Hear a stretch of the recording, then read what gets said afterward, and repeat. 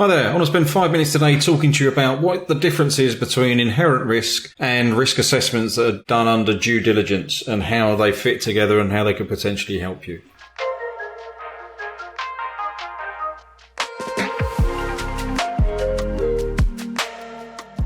So first off, the importance of inherent risk. So inherent risk, the easiest way to think about this is the what. And what I mean by that is what product or service is needing to be fulfilled, right? So what are you going to market for? What are you outsourcing or getting a supplier to provide with? And that inherent risk is not necessarily anything about the supplier. It's about what you're asking them to do. So that could include things like how critical is it? Is it a really critical function of your business? I.e., if it goes wrong, the business will fold effectively. So how important and critical is it to you as a business function? That could be the cost of change. So once you've invested in it, how difficult is it to get out of that arrangement, and how integrated is it in parts of your business, and how is it growing all those sort of tentacles and connection points and process engineering and cost of change will be required to get out of it once done. Because if significant, you really want to think about it before you get a supplier to help with that. The complexity kind of linked to cost of change and criticality. Is it really complex? Is it a well understood, well defined, well documented space, or is it really hard to make sense of and you need a specialist to do that?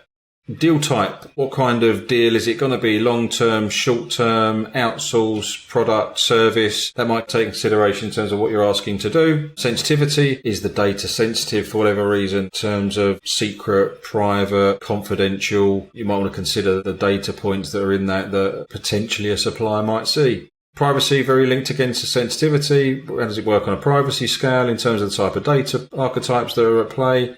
Data, how's the data being dealt with? Not so much as sensitivity and privacy, but is there much data flowing in and out of the organisation? Does it leave your organisation and your systems, etc.? Where is that being stored? What can be derived from it? The access that the supplier will need. With that access comes some risk in terms of could traverse to another part of the organisation, find something out. What level of access? That could be physical access as well. If you're a branch kind of organisation, your shops doesn't matter so much because Joe Public goes in the shops. Do they need access to your offices, or there might be more sensitive information? Do they need access to your data centres? That's even more risky, right? Need to sort of assess that access level. Is there a level of competency required? So the people that are providing the product and the service, is there a level of skill that's required around that? And thus competency you'd expect. Is it hard to train for that competency? And thus there's a lot of value put around that. So the people doing the service or the product or providing the product to you, what's their level of competency that needs to be considered? And then where are we on a political standpoint? Where is it being provided from in terms of geopolitical location? Is there any political connotations that's going to change or impact this? Is it on the agenda in terms of something that's a hot topic that might cause a necessary impact to your brand? And ultimately, do they have customer contact? Do they speak directly and interact directly with your customers and then can give some kind of perception to the brand? Or they are operating under your brand's umbrella, so thus, if anything goes wrong, potentially bring you reputational damage. There are a few things that you can consider in inherent risk in terms of putting them together and scoring them. We provide a framework where you can score each one out of a certain amount, and then you get a score at the end of it to work out what your inherent risk is of the thing that you're asking to do.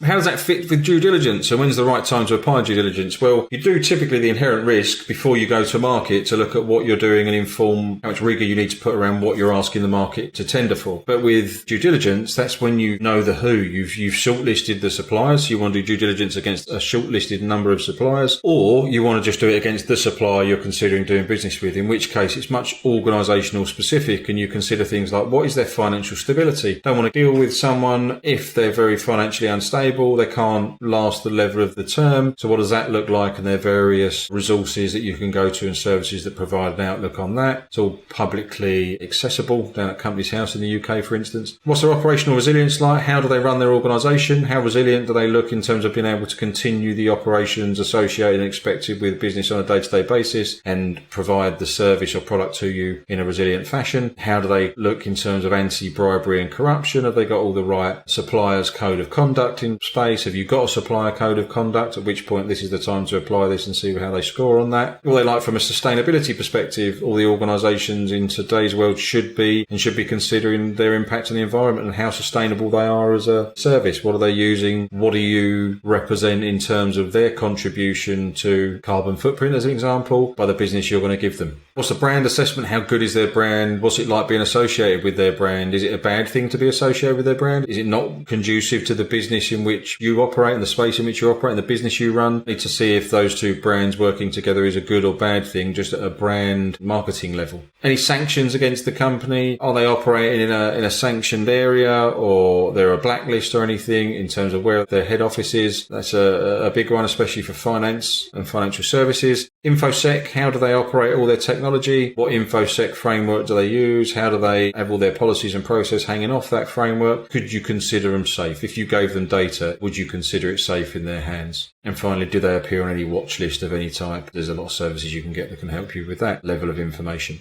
So when you add all that together, what does that give you? It kind of gives you a dual scaled model, sort of an X and Y axis, as you could see here. You can run it in slightly different ways. It's just I choose to put it like this for just the easy way of simplistically explaining it. So the vertical axis in this case is the inherent risk score that have come out all those type of questions that we went through earlier. The due diligence score, the questions and areas that we just went through. And ultimately, by scoring together what you're asking them to do with the specific around the person you're asking them to do it with, you get this view of either being top of this, which means it's a complex product or service that's business critical to you, or the top of this scale, which means the customer or the supplier in this case is high risk for whatever reason. So as with most of these models, you go to top right and you've got this kind of proceed with care, because it is really important to your organization as a product or service, and for whatever reason the person or the company you're looking to engage with is essentially high risk for whatever reason that may be. So we're kind of saying proceed with care. If you're going to proceed, you've got to put a significant level of governance around that and invest in how regularly you meet them and how tightly you manage them and control them. Versus this one here on the top left, which is complex products and service, but the company is done very well on due diligence. There's a very low score out on due diligence. So medium frequency, but significant governance because it's so important to you. All the way to bottom right, which is high risk again, high risk supplier, high risk customer, recommends medium governance and a lower frequency. Given the complexity of this, and it's not very complex, there's likely a lot of players in here. So if you get a high risk or customer supplier in this space, especially a supplier, you might want to consider going with someone else that's lower risk until you can get it back to here. And this low inherent risk, low concern about the organisation you're about to do business with, so that's fine. You can, in addition to this as another use case, use this quite effectively to inform your segmentation models. So as you can see here, top right's critical, top left important, bottom right transactional, and bottom left tail. It doesn't always line up accordingly and doesn't line up entirely, but that is something that can be reused in that regard to help you with segmentation out of this process of scoring inherent risk and due diligence. And by putting that all together, you end up with this kind of view, which is, in summary, if you provide or conduct inherent risk assessments when you look at the what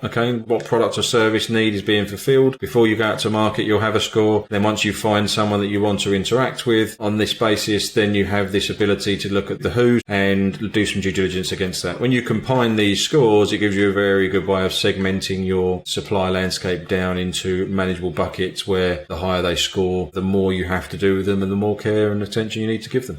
I hope that was useful. Look out again for any more thought pieces from us. Please provide your feedback and comments. Follow us on YouTube, Facebook, LinkedIn. All the details will be in the narrative below this video. Thank you. Bye-bye.